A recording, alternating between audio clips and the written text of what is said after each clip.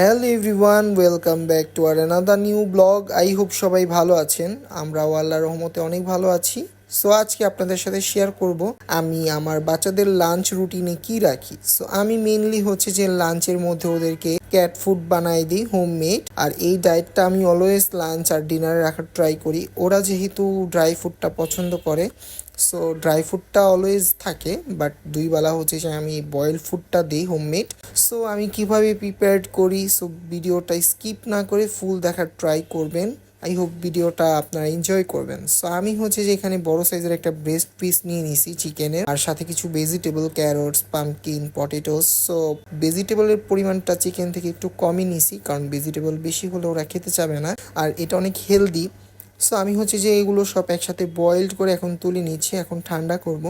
ঠান্ডা করার পর হাড় ছাড়াই নিব মাংস থেকে, কজ হাড় অনেক টাইম ক্যাট খাওয়ার জন্য ট্রাই করে, গলার মধ্যে আটকে অনেক ক্যাটই হচ্ছে যে এরকম প্রবলেম করছে আগে।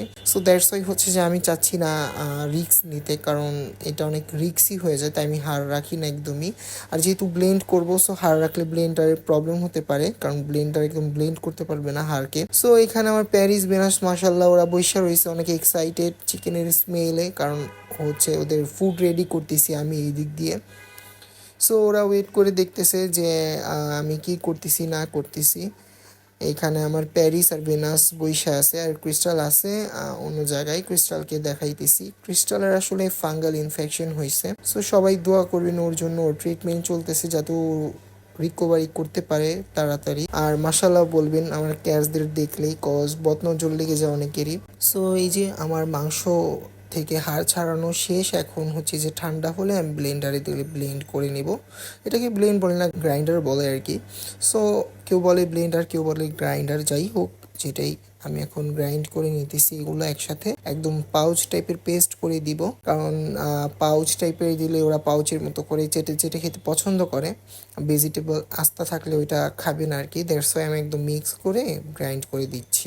আর আমার ভিডিওগুলো কেমন হয় অবশ্যই কমেন্ট করে জানাবেন আপনারা, আর কে কোথা থেকে দেখতেছেন আমার ভিডিওটা অবশ্যই কমেন্ট করে জানাবেন। আর যারা আমার পেজ বা ইউটিউব চ্যানেলে নতুন, তারা অবশ্যই আমার ইউটিউব চ্যানেলটি সাবস্ক্রাইব করবেন, ফেসবুক পেজটি আপনারা ফলো দিয়ে রাখবেন, যাতে আমাদের নতুন কোনো ভিডিও আপলোড করার সাথে সাথে আপনাদের কাছে চলে যায়।